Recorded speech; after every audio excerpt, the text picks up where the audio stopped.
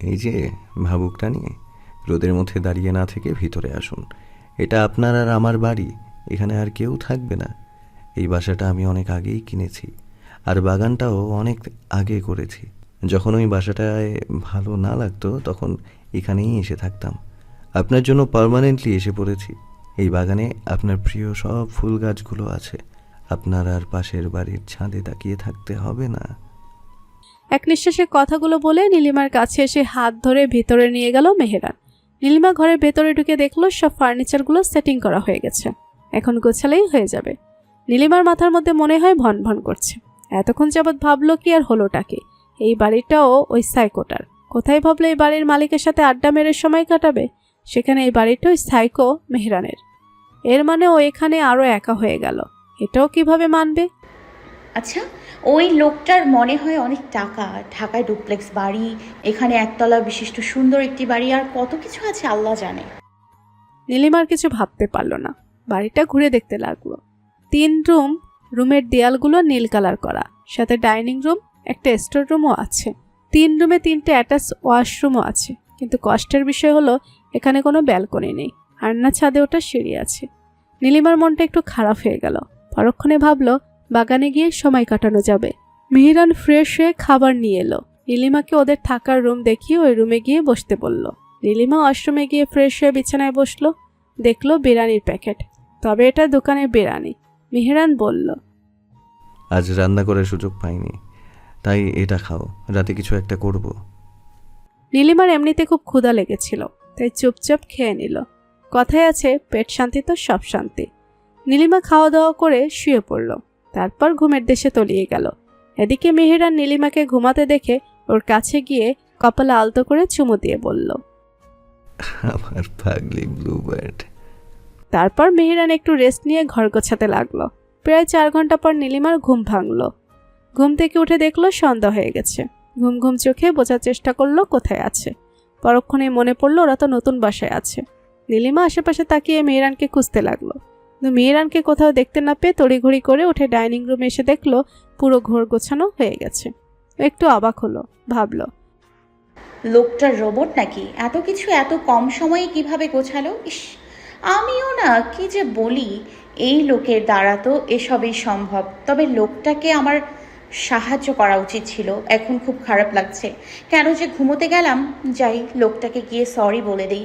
এখন থেকে যতদিন এই বাসায় থাকবো লোকটাকে কাজে টুকটাক হেল্প করব। সাইকো হোক আর যাই হোক, আমার খুব কেয়ার করে, এটা তো মানতেই হবে। হঠাৎ ঘাড়ে উষ্ণ নিঃশ্বাস অনুভব করলো নীলিমা। পেছনে তাকাতেই মেহেরানকে দেখে ভয় পেয়ে গেল। বলল, আপনি হঠাৎ ভূতের মতো পেছনে দাঁড়িয়ে আছেন কেন? কত ভয় পেয়েছি জানেন? উফ, কত সুন্দর করে তোমার চুলের ঘ্রাণ নিচ্ছিলাম, আর তুমি মুডটাই নষ্ট করে দিলে। আর ভূত বুঝি পিছনে দাঁড়িয়ে থাকে? আজ তোমার থেকে নতুন কিছু জানলাম। নীলিমা আমতা আমতা করে বলল, আসলে আমি ভূত খুব ভয় পাই। আচ্ছা, ওই সব কথা বাদ দিন, আপনাকে একটা কথা বলার ছিল।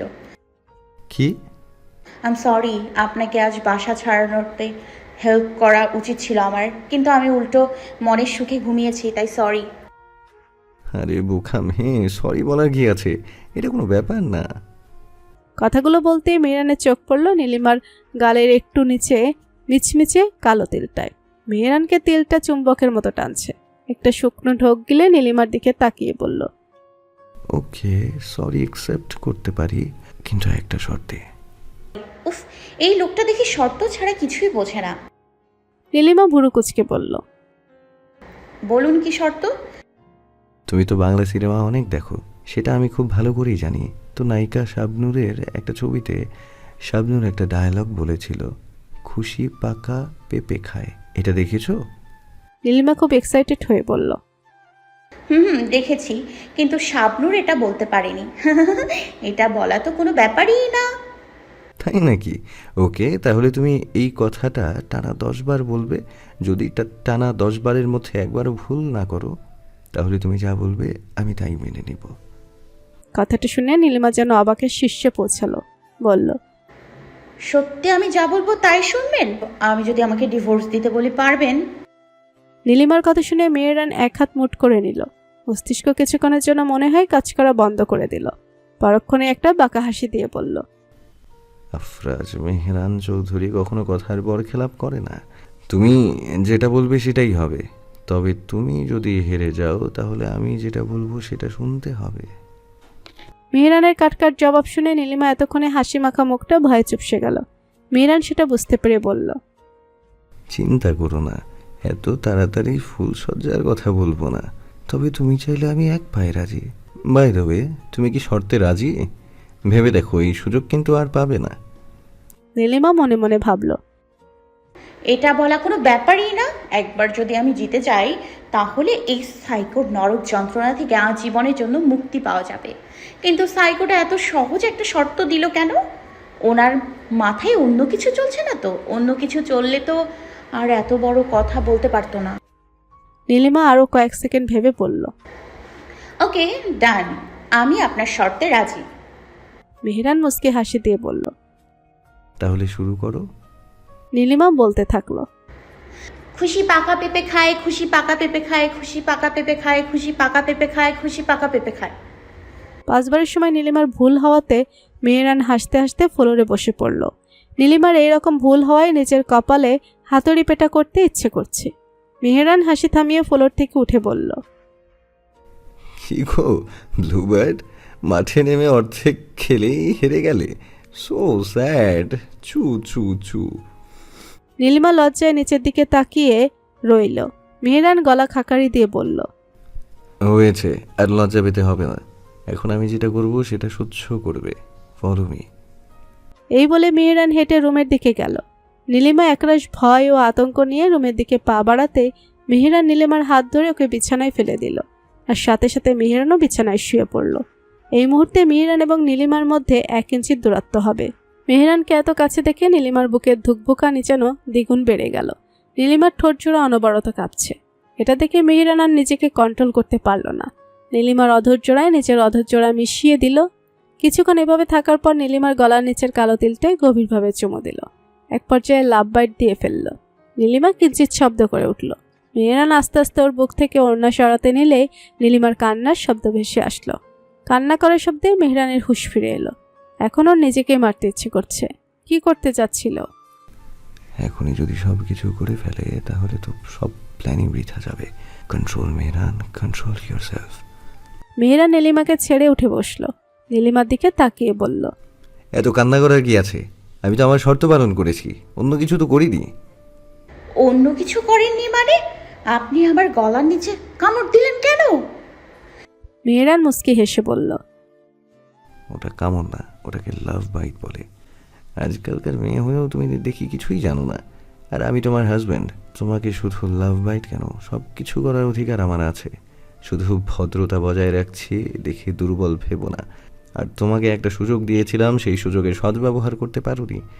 তাই আজকের পর থেকে আমার কাছ থেকে পালানোর চিন্তা মাথা থেকে পুরোপুরি ছেড়ে ফেলো। নীলিমা কান্না করতে করতে বলল। দেখুন, আপনি আমায় জোর করলেও আপনি আমার। মেহরান নীলিমাকে আর কিছু বলতে না দিয়ে ওর ঠোঁটে আঙুল দিয়ে বলল, উফ লিটল ব্লুবার্ড, বাংলা সিনেমার ডায়লগগুলো দেখছি মাথায় সেটিং করে নিয়েছো। এখন প্লিজ মেলো ড্রামা করে বলো না, ছেড়ে দে শয়তান, তুই আমার দেহ পাবি, মন পাবি না। কথাটা বলে মেহরান উচ্চ শব্দে হেসে দিল। নীলিমা যেন বোকা হয়ে গেল। সত্যিই তো এই কথাটাই বলতো। নীলিমা মেহরানের দিকে তাকিয়ে কর্কশ কণ্ঠে বলল, আমি না হয় বাংলা সিনেমা দেখি, তাই আমার ডায়লগ মুখস্থ। কিন্তু আপনি এই ডায়লগগুলো কিভাবে জানেন? এর মানে আপনিও বাংলা ছবি দেখেন? কখনো না, এগুলো ফেসবুকের ভিডিও তো সারা দিনই আসে, সেখানেই মাঝে মাঝে দেখি। ও, আপনি ফেসবুক ব্যবহার করেন? কেন, তোমাকে কি আমার এলিয়েন মনে হয় নাকি? সোশ্যাল মিডিয়ার অন্যতম মাধ্যম হলো ফেসবুক। তো আপনার ফেসবুক আইডির নাম কি? নাম দিয়ে তোমার খাম কি? সেটা তোমাকে বলবো না। পরে দেখা যাবে তুমি আমার ফেসবুকে আইডি মেনশন করে বিভিন্ন সোশ্যাল গ্রুপে গিয়ে বলবে, হেল্প প্লিজ, আমাকে এই সাইকো পাগল বজ্জাত লোকটা জোর করে আটকে রেখেছে। তারপর বাংলা সিনেমার ডায়লগ দিবে, বাঁচাও আমাকে বাঁচাও। কথাগুলো বলে মেহরান ঠোঁট টিপে হাসতে লাগলো। নীলিমা কটমটিয়ে মেহরানের দিকে তাকিয়ে বলল, আপনি কি খোঁচা মারা ছাড়া কথা বলতে পারেন না? সব সময় আমাকে ইনিয়ে বিনিয়ে অপমান করার চেষ্টা করেন, খারুস একটা। এটা আবার কেমন নাম? এই নামটার সাথে আপনার আচরণের খুব মিল আছে, তাই বললাম। কথাগুলো বলে নীলিমা হনহন করে চলে গেল ওয়াশরুমে। কিছুক্ষণ পর বের হয়ে দেখলো মেহরানের রুমে নেই। কিচেন থেকে কিছু শব্দ আসছে। নীলিমা বুঝতে পারলো মেহরান রাতের খাবার বানাবে। নীলিমাও কিচেনের দিকে গিয়ে মেহরানের সাথে টুকটাক কাজ করতে লাগলো। মেহরান জিজ্ঞেস করলো, আজ কি খেতে চাও? বাইরে রিমঝিম বৃষ্টি হচ্ছে, আমার ভুনা খিচুড়ি আর ইলিশ মাছ ভাজা খেতে মন চাচ্ছে। ওকে, তাহলে তাই করি। আর বুঝতে পারছি না চাঁদ মামা আজ কোন দিকে উঠলো যে মহারানী আজ কিচেনে এসেছে, তাও আবার আমাকে হেল্প করতে। নীলিমা কটমটিয়ে বলল, আমাকে কি আপনার মনুষ্যত্বহীন মনে হয়? আপনি আজ অনেক কাজ করেছেন, তাই একটু হেল্প করতে আসলাম। তাছাড়া রুমে আমার একা একা বোরিং লাগে। আজকের পর থেকে আমি যতদিন আপনার কাছে আছি ততদিন আপনার কাজে সাহায্য করব।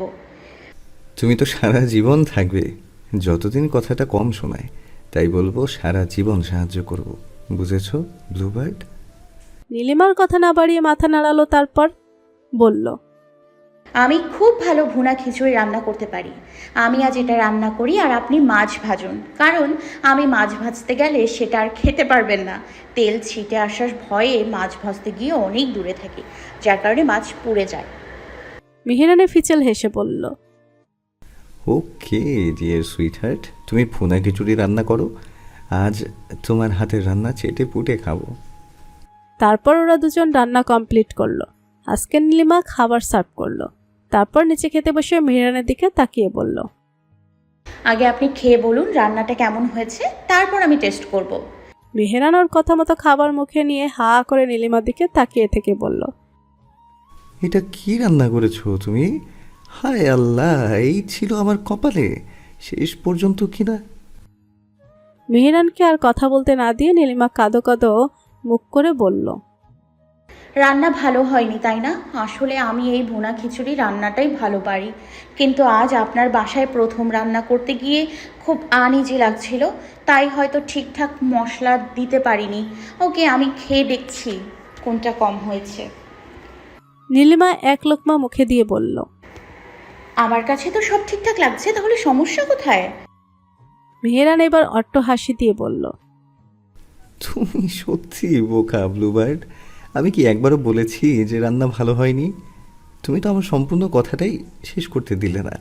আমি বলতে চেয়েছিলাম এত সুন্দর রান্না করেছো তুমি, এত ভালো বউ আমার কপালে ছিল, শেষ পর্যন্ত এত মজার খাবার খেতে পেরে আমি ধন্য হলাম। নীলিমা ছোট্ট করে নিঃশ্বাস ছেড়ে বলল, আপনি সত্যি একটা রহস্যময় মানুষ। প্রথমে যেভাবে বলেছিলেন আমার মনটাই খারাপ হয়ে গেছিল। এনিওয়ে, খাওয়া শুরু করুন। তারপর ওরা দুজনেই খাবার খেয়ে ফ্রেশ হয়ে নিল। মেহরান বিছানায় বসে ল্যাপটপে বসে অফিসের কিছু কাজ করছিল, আর নীলিমা কম্পিউটারের নিচে গিয়ে গুটিসুটি হয়ে শুয়ে পড়ল। হঠাৎ নীলিমার ওর রোহানের আন্টির কথা মনে পড়ল। ভাবতে থাকলো, আচ্ছা, রেহান আর আন্টি কি করছে? এতদিন আমি নিখোঁজ, আন্টি তো নিশ্চয়ই মাকে জানিয়ে দিয়েছে। আর মা আমার প্রতি যতই কেয়ারলেস হোক না কেন, আমার নিখোঁজ হওয়ার কথা শুনে নিশ্চয়ই লন্ডন থেকে এসে পড়েছে, হয়তো থানায় মিসিং কমপ্লেনও করেছে। ইস, তারা কত দুশ্চিন্তা করছে আমার জন্য। রেহান আর আন্টি তো মনে হয় কত রাত নির্ঘুম কাটিয়েছে আল্লাহ জানে। ছোটবেলা থেকে এই একটা মানুষই আমাকে আগলে রেখেছে। খুব খারাপ লাগছে আন্টির জন্য। ব্যাটা সাইকোটা আমার যোগাযোগের সব পথ বন্ধ করে দিয়েছে। এইসব ভাবতে ভাবতে নীলিমার মাথায় হঠাৎ করে একটা আইডিয়া এলো। নীলিমা দুষ্টু হাসি দিয়ে মনে মনে বলল, সাইকোটা নাকি আমাকে ভালোবাসে, এটারই সুযোগ নিতে হবে। তার সাথে এখন থেকে তাল মিলিয়ে চললে এক সময় আমাকে বিশ্বাস করে ফেলবে। সেই সুযোগ নিয়েই আমি পালাবো, তবে সাইকোটাকে তেমন কোনো শাস্তি দিব না, কারণ আমার ফ্রেন্ড রাতুলকে মারলেও আমার সাথে কোনো মিসবিহেভ করেনি, বরং আমার বেশ খাতির যত্ন করেছে। তবে আমাকে জোর করে তুলে এনে বিয়ে করার জন্য একটা শাস্তি তো তার প্রাপ্য, আর সেটা হলো ডিভোর্স। ইয়েস, আমি পালিয়ে যাওয়ার কিছুদিন পর তাকে ডিভোর্স লেটার পাঠিয়ে দিব। তারপর আমি এমন জায়গায় উধাও হব যে পাগলটা কোনো দিনও আমাকে খুঁজে পাবে না। কথাগুলো ভেবেই বিশ্বজয়ের হাসি দিল নীলিমা। এদিকে বাইরে রিমঝিম বৃষ্টি হচ্ছে। হঠাৎ নীলিমার সেই বিকালে দেখা ছেলেটির কথা মনে পড়ে গেল। ভাবল, আচ্ছা, ওই ছেলেটার মনে কি অনেক কষ্ট, নাকি ছ্যাঁকা খেয়ে ব্যাকা হয়ে গেছে? নইলে ওইভাবে আকাশের দিকে তাকিয়ে এত ফিলিংস নিয়ে কিভাবে গানটা গাইলো? আমি তো মনে হয় কিছুক্ষণের জন্য অন্য জগতে হারিয়ে গিয়েছিলাম। কেটে গেল 7 দিন। এই কয়েকদিনে মেহেরান এবং নীলিমার সম্পর্কের মধ্যে অনেক পরিবর্তন হয়েছে। যেমন নীলিমা এখন আর মেহরানের সাথে অযথা ঝগড়া করে না, বরং বাসায় আসলে মেহরানের সাথে ভালো ব্যবহার করার চেষ্টা করে। তাছাড়া সামনে ফাইনাল এক্সাম থাকায় নীলিমা মনোযোগ দিয়ে লেখাপড়া করে, আর মেহরানও আগের মতো এত শর্ত দেয় না বা ওর সাথে অতিরিক্ত দুষ্টুমিও করে না। যদিও মেহরান আগে থেকেই গম্ভীর, তবুও আগে যতটুকু দুষ্টুমি করত এখন সেটাও করে না। মেহরান তার বিজনেস নিয়ে বেশ ব্যস্ত জীবন পার করছে, বাসায় এসে খুব বেশি প্রয়োজন ছাড়া কথা বলে না। নীলিমা প্রথমে একটু অবাক হলেও এখন আর সেগুলো নিয়ে ভাবে না। ও শুধু বাসা থেকে পালানোর জন্য একটা সুযোগের অপেক্ষায় আছে। এদিকে থানায় এসে পুলিশের সাথে একাধারে তর্ক করে যাচ্ছে মিসেস মেহেরুন চৌধুরী। তার পাশেই দাঁড়িয়ে আঁচল দিয়ে বারবার চোখ মুছে নিচ্ছে রেহানা বেগম। আমার মেয়ে মিসিং হয়েছে প্রায় 1 মাস হতে চলল। আপনাদের কাছে কমপ্লেন করেছি 10 দিন হয়ে গেল, অথচ আপনারা এখনো আমার মেয়ের খোঁজ পাচ্ছেন না। কি করছেন আপনারা? একটা মেয়েকে খুঁজে পাচ্ছে না। এটাই কি আপনাদের শক্তিশালী পুলিশ ফোর্সের নমুনা? দেখুন, আমি আপনাদেরকে আর মাত্র 3 দিন সময় দিলাম। এই সময়ের মধ্যে যদি আমার মেয়েকে খুঁজে দিতে না পারেন, তাহলে আমি পুলিশ কমিশনারের কাছে যেতে বাধ্য হব। এতক্ষণ পুলিশ অফিসার আরিফ হোসেন মেহেরুন চৌধুরীর দিকে একধানে তাকিয়ে তার কথাগুলো শুনছিল। যখন তিনি পুলিশ কমিশনারের কথা বলল, তখনই পুলিশ অফিসার চেয়ার থেকে উঠে বলতে শুরু করলো। যে নিজে থেকে হারিয়ে যায় তাকে কিভাবে খুঁজে পাবো ম্যাম? আমি জানি আপনার অনেক ক্ষমতা। আপনি চাইলেই পুলিশ কমিশনারের কাছে আমাদের নামে কমপ্লেন করতে পারেন, কিন্তু তিনি চাইলেও আপনার মেয়েকে খুঁজে বের করতে পারবে না, যদি না আপনার মেয়ে নিজে থেকে ধরা দেয়। মেহেরুন চৌধুরী পুলিশ অফিসারের দিকে রাগে দৃষ্টি দিয়ে বললেন, কি বলতে চাইছেন আপনি? আমার মেয়ে নিজে থেকে হারিয়ে গেছে? আপনার এই কথার কোনো ভিত্তি নেই। একটা মেয়ে ইউনিভার্সিটি গিয়ে হঠাৎ করে কিভাবে হারিয়ে যায়? মেহেরুন চৌধুরীর কথা শুনে পুলিশ অফিসার উচ্চ শব্দে হেসে উঠল। কয়েক সেকেন্ড পর হাসি থামিয়ে বলল, শুনেছি বয়স হলে মানুষের বুদ্ধি হাঁটুর নিচে চলে যায়, আর সেটার প্রমাণও পেলাম। আপনি অনেক টাকার মালিক, কিন্তু আপনার কমন সেন্সের বেশ অভাব দেখছি। আপনার এই বোকা বোকা প্রশ্নের উত্তরগুলো দিচ্ছি, আর এই 10 দিন আমরা কি করেছি সেটাও শুনুন। আমরা আপনার মেয়ের মোবাইল ট্র্যাক করেছি। মোবাইলের লোকেশন যমুনা নদীর কাছে পাওয়া গেছে। সেখানে গিয়ে আমরা নদীর আশেপাশের সমস্ত জায়গায় খুঁজেছি, আশেপাশের মানুষজনকে জিজ্ঞাসা করেছি, এমনকি আপনার মেয়ের ছবিও দেখিয়েছি, কিন্তু কেউ আপনার মেয়েকে এতদিনের মধ্যে দেখেনি। তারপর আমরা নদীতে ডুবুরে দিয়েও খোঁজ করেছি, কিন্তু অনেক খোঁজাখুঁজির পরও কোনো মানুষের অস্তিত্ব খুঁজে পাওয়া যায়নি। আর আপনার কোনো শত্রু যদি আপনার মেয়েকে কিডন্যাপ করত, তাহলে নিশ্চয়ই আপনাকে মুক্তিপণের জন্য ফোন করত, কিন্তু সেটাও করেনি। আর সে যদি সত্যি কিডন্যাপার হতো, তাহলে এতদিনে তার বেঁচে থাকার কথাও নয়। নিশ্চয়ই আমরা কোনো না কোনোভাবে তার লাশ খুঁজে পেতাম। আমরা কোনো ক্লু রাখিনি। আমরা আমাদের সর্বোচ্চ দিয়ে আপনার মেয়েকে খোঁজার চেষ্টা করেছি, কিন্তু পাইনি। তারপর আমরা নিজেরাই ভেবে নিলাম যে আপনার মেয়ে নিজে থেকেই হারিয়ে গেছে। হয়তো সে ফোনটা যমুনা নদীতে ফেলে গিয়েছে, যাতে আমরা তার লোকেশন ট্র্যাক করতে না পারি। আর আপনার মেয়ে সাবালিকা, ইউনিভার্সিটিতে পড়ার সময় রিলেশন থাকতেই পারে। হতে পারে তার পছন্দ করা ছেলেটাকে আপনারা মেনে নিতেন না, আর সেটা সে বুঝতে পেরেছিল, তাই সুযোগ বুঝে পালিয়ে গিয়েছে। হঠাৎ রেহানা বেগম বলে উঠল, না না নীলিমা, এরকম মেয়ে না। আপনি ওর সম্পর্কে ভুল ভাবছেন। ওর যদি সত্যি এরকম কোনো ব্যাপার থাকতো, তাহলে আমাকে ঠিকই বলতো। ছোটবেলা থেকে ও আমার থেকে কোনো কিছু লুকায়নি। রেহানা বেগমের কথা শুনে পুলিশ অফিসার মুস্কি হেসে বলল, ও হ্যালো আন্টি, নীলিমা এখন আর সেই ছোটবাবু নেই। সে যথেষ্ট ম্যাচিউর। আজকাল উঠতি বয়সে মেয়েরা ভালো মন্দ না ভেবে হুট করে সিদ্ধান্ত নিতেই বেশি পছন্দ করে। আর আমরা এমন অনেক কেস দেখেছি যেখানে পরিবারের কাছে মেয়েগুলো ভোলা ভালা, অথচ বাইরে প্রস্টিটিউটের কাজ করে বেড়ায়। তাই না জেনে সাফাই গাইতে আসবেন না প্লিজ। তারপর মেহেরুন চৌধুরীকে লক্ষ্য করে বলল, আর আপনার যে লম্বা হাত আছে সেটা আমার আগে থেকে জানা ছিল, তাই পুলিশ ফোর্সে নিয়ে আমি নিজেই কমিশনের কাছে গিয়ে সব জানিয়েছি। তিনিও আমাদের সাথে সহমত। তাই এইসব ক্ষমতার বড়াই না দেখিয়ে দোয়া করুন আপনার মেয়ে যেখানেই থাকুক যেন সুখে থাকে। আর কেসটা দয়া করে উঠিয়ে আমাদের মুক্তি দিন। মেহেরুন চৌধুরী রেগে বললেন, আমি কেস কখনোই উঠাবো না। যতদিন না আমার মেয়েকে খুঁজে পাচ্ছি ততদিন এই কেস এভাবেই থাকবে। বলেই মেহেরুন চৌধুরী হনহন করে চলে গেলেন। তার পেছনে রেহানা বেগমও চলে গেলেন। পুলিশ অফিসার বাঁকা হেসে কেসের ফাইলটা পুরনো ফাইলগুলোর উপরে রেখে দিলেন। এদিকে মেহেরুন চৌধুরী বাসায় গিয়ে 1 মিনিটও স্থির থাকতে পারছেন না, ভাবছেন, এতদিন আমার করা সব প্ল্যান বিফলে গেল। কি করব আমি? কিভাবে খুঁজবো? ভুলটা আমারই ছিল। মেয়েটাকে যদি আমার সাথে লন্ডন নিয়ে যেতাম তাহলে এই দিন দেখতে হতো না। ওই বুড়োটা মরেও আমাকে শান্তি দিল না। এদিকে রুমের মধ্যে অনেকক্ষণ যাবৎ পায়চারি করছে মেহরান, আর রুমে কাচের জিনিসগুলো ভাঙচুর করছে। নীলিমা অবাক হয়ে সবকিছু দেখছে, কিন্তু কিছু বলছে না, কারণ মেহরানের এই স্বভাবের সাথেও পরিচিত না, তাই বেশ ভয় পেয়ে গেছে। হঠাৎ রক্তচক্ষু দিয়ে নীলিমার দিকে তাকালো মেহরান। নীলিমা সেটা দেখে একটা শুকনো ঢোক গিলল। নীলিমা বিছানার এক কোণে গুটিসুটি হয়ে বসেছিল। মেহরান ওকে বিছানা থেকে হ্যাঁচকা টান দিয়ে দাঁড় করিয়ে ওর কাছে এসে বলল, ওই দিন ছাদে ওই ছেলেটাকে ওইভাবে দেখছিলে কেন? নীলিমা অবাক হয়ে কাঁপা কাঁপা কণ্ঠে বলল, কোন ছাদে? কাকে দেখেছি আমি?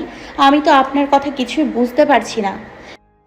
মেহরান এবার আরও রেগে গেল। নীলিমার হাত খুব জোরে চেপে ধরে বলল, আমার সাথে একদম ন্যাকামি করবে না। সেদিন খুব বৃষ্টি ছিল, তুমি ছাদে গিয়েছিলে। একটা ছেলে গিটার বাজিয়ে গান গেয়েছিল, তুমি সেটা মুগ্ধ হয়ে শুনেছিলে।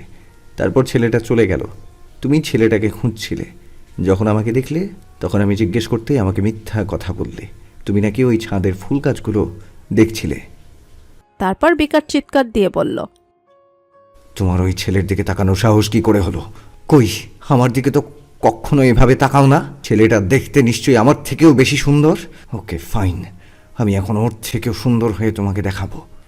এই বলে মেহরান আশেপাশে কিছু খুঁজতে লাগলো। দেখলো ড্রেসিং টেবিলের ওপর একটা পাউডার। সেদিকে তাকিয়ে মেহরান একটা বাঁকা হাসি দিয়ে পাউডারগুলো সারা মুখে মেখে নিল। তারপর নীলিমার দিকে তাকিয়ে উচ্চ শব্দে হেসে দিল। হাসির আওয়াজ এত ভয়ঙ্কর ছিল যে পুরো রুমের দেয়ালে শব্দগুলো প্রতিধ্বনি হয়ে নীলিমার কানে এসে বাড়ি খাচ্ছে। নীলিমা ভয়ে চুপসে গেল। মেহরান নীলিমার হাত ছেড়ে দিল। এত জোরে হাত ধরে নীলিমা খুব ব্যথা পেয়েছে, কিন্তু ভয়ে ওর মুখে দিয়ে কথা বের হচ্ছিল না। হাতের ব্যথায় চোখ মুখ কুঁচকে নিল। এদিকে মেহরান এখনও রক্তচক্ষু নিয়ে নীলিমার দিকে তাকিয়ে আছে। নীলিমা ভয়ে এসির মধ্যেও ঘেমে গিয়েছে। ওর কাছে মেহরানকে দেখতে একদম হরর ফিল্মের প্রেতাত্মার মতো লাগছে। চোখ জোড়া টকটকে লাল, মনে হয় একটু ছুঁয়ে দিলেই রক্ত গড়িয়ে পড়বে। তার উপর মেহরান এমনিতেই ফর্সা, আর পুরো মুখে পাউডার মাখানোতে আরও বেশি সাদা লাগছে। পাউডারগুলো মুখের উপর পুরো লেপটে আছে। নীলিমা এমনিতেই ভূত খুব ভয় পায়, তাই কখনো হরর মুভি দেখে না।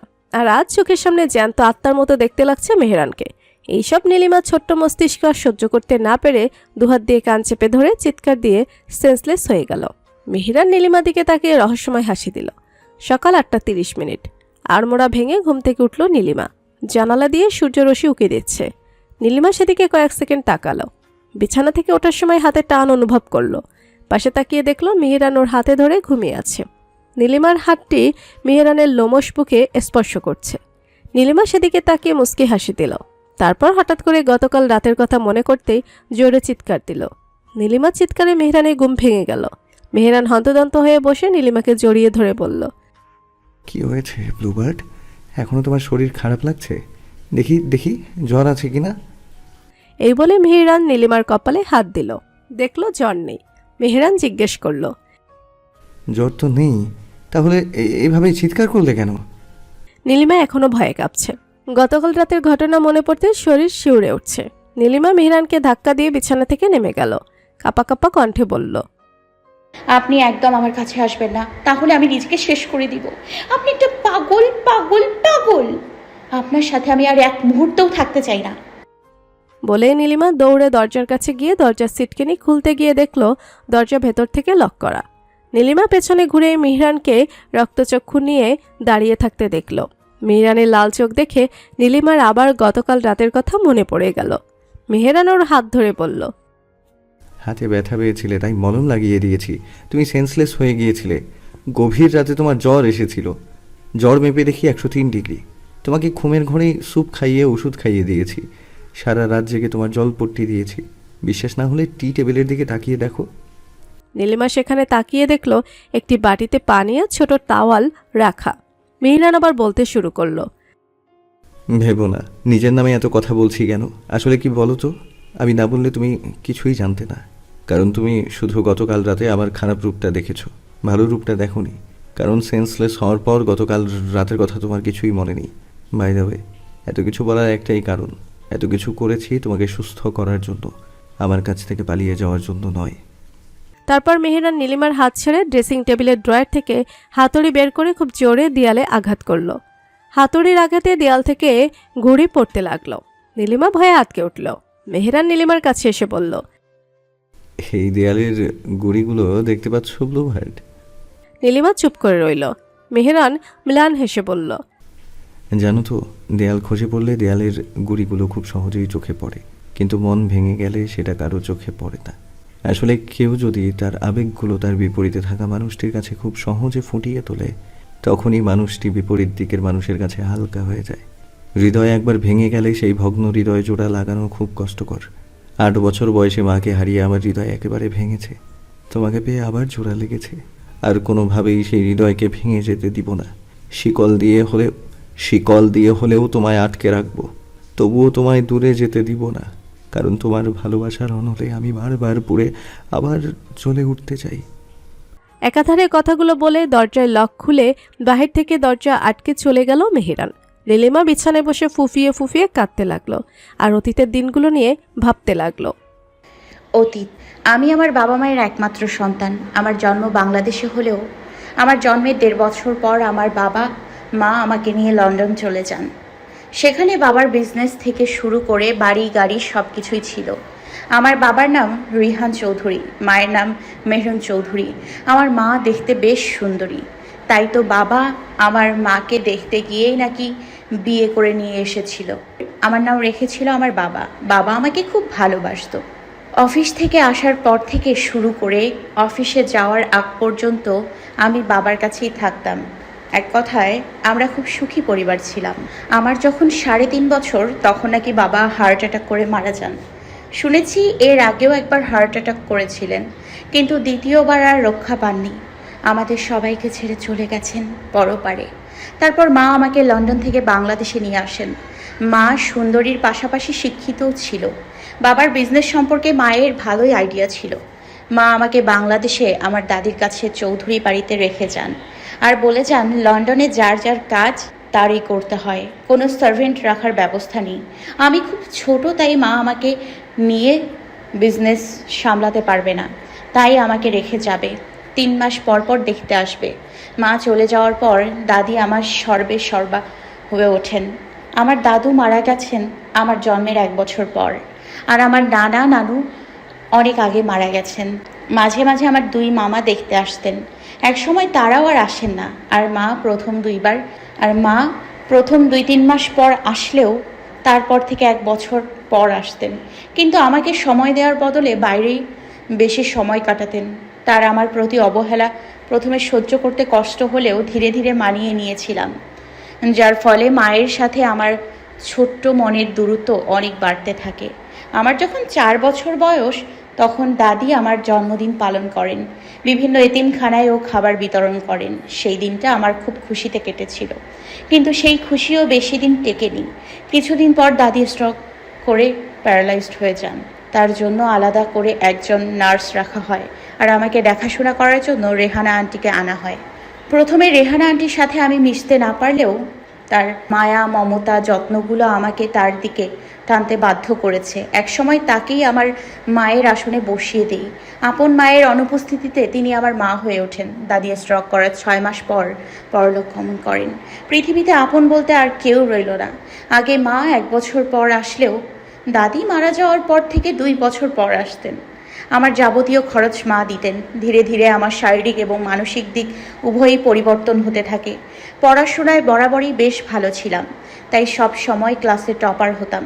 ইচ্ছা ছিল অনার্স কমপ্লিট করে একটা এতিমখানায় চাকরি করব। ওদেরকে মায়ের মতো আদর করব, আর ওদের ছোট ছোট আবদারগুলো পূরণ করব। আমি চৌধুরী বাড়ির মেয়ে হলেও নিজেকে নিয়ে অহংকার করতে ভালো লাগে না, তাই সাধারণভাবে চলাফেরা করতে পছন্দ করতাম। স্কুল লাইফে ছেলেদের মধ্যে আমার একটাই ফ্রেন্ড ছিল, রাতুল, আর আমার বেস্ট ফ্রেন্ড হলো নিশি। নিশির সাথে আমি সব কিছুই শেয়ার করতাম। ও আমাকে মানসিকভাবে খুব সাপোর্ট করতো। স্কুল শেষ করে কলেজে ভর্তি হই, কলেজ শেষ করে ইউনিভার্সিটিতে ভর্তি হই। অনার্স থার্ড ইয়ারে ওঠার পরেও বেশ কিছুদিন ভালোই চলছিল। ফাইনাল পরীক্ষার 2 মাস আগেই বিষাক্ত একটা দমকা হাওয়া আমার সব কিছু তছনছ করে দিল। সে আর কেউ না, আফরাজ মেহরান চৌধুরী। আমি ইউনিভার্সিটিতে যাওয়ার সময় হুট করে একটা প্রাইভেট কার এসে আমার সামনে থামলো। আমি কিছু বুঝে ওঠার আগেই মুখে রুমাল চেপে ধরে আর আমি অজ্ঞান হয়ে যাই। তারপর নিজেকে আবিষ্কার করি অন্য একটা বাড়িতে। সামনে তাকিয়ে দেখি কাজী আর মিরহান সহ 5 জন লোক বসে আছে। মিরহান আমাকে একটা কাগজে সিগনেচার করতে বলে। আমি তখন চিৎকার করতে থাকি, কাগজটা দুমড়ে মুচড়ে ফেলে দিই আর বাসায় যাওয়ার জন্য ছটফট করতে থাকি। তখন মিরহান আমার হাত ধরে টেনে অন্য রুমে নিয়ে দরজা আটকে দিল। আমি আরও চিৎকার চেঁচামেচি শুরু করলাম। হঠাৎ মিরহানের একটা কথা আমায় স্তব্ধ করে দেয়। মিরহান কানের কাছে এসে ফিসফিস করে বলতে থাকে, আমি তোমাকে খুব ভালোবাসি ব্লুবার্ড, তাই তো তোমাকে বিয়ে করে আমার সকল অপেক্ষার অবসান ঘটাতে চাই। তুমি যদি রাজি না হও, এখানে তো সবার লাশ পড়বেই, সাথে তোমার প্রিয় রেহানা আন্টিও পরলোক গমন করবে। তুমি কি সেটা চাও? আর হ্যাঁ, আমি এই মুহূর্তে একটু মিথ্যা বলছি না, চাইলেই প্রুফ দিতে পারি। বলেই মিরহান তার পকেট থেকে পিস্তল বের করে আমাকে দেখালো আর বলল, এটার মধ্যে 6টা বুলেট আছে। প্রথম 4টা কাজী সহ ওই ছেলেগুলোর বুকে পড়বে, আর বাকি একটা রেহানা আন্টির বুক ঝাঁঝা করে ফেলবে। সেটাও আবার তোমার সামনে। দারুণ ব্যাপার, তাই না? মিরহানের কথাগুলো শুনে আমার মস্তিষ্ক যেন ফাঁকা হয়ে গেল। কিছুক্ষণের জন্য স্তব্ধ হয়ে একটা কঠিন সিদ্ধান্ত নিলাম, যেটা ছিল আমার জীবনের সবচেয়ে বড় ভুল। কিন্তু তখন আমার কিছুই করার ছিল না, কারণ আমার পক্ষে চোখের সামনে এতগুলো মানুষের মৃত্যু দেখা সম্ভব ছিল না। আর যে রেহানা আন্টি আমার মায়ের মতো আগলে রেখেছেন, তাকে আমি কিভাবে খুন হতে দেখব? একবার মিরহানের চোখের দিকে তাকালাম। তার লাল চোখ জোড়া দেখে মনে হলো সে সত্যি বলছে। তাই আমি আর কোনো বাড়াবাড়ি না করে একটা অচেনা লোককে বিয়ে করতে রাজি হয়ে গেলাম। আর জীবনে এক নতুন অভিশাপকে বরণ করে নিলাম। সেই অভিশাপের একটাই নাম, আফরাজ মিরহান চৌধুরী।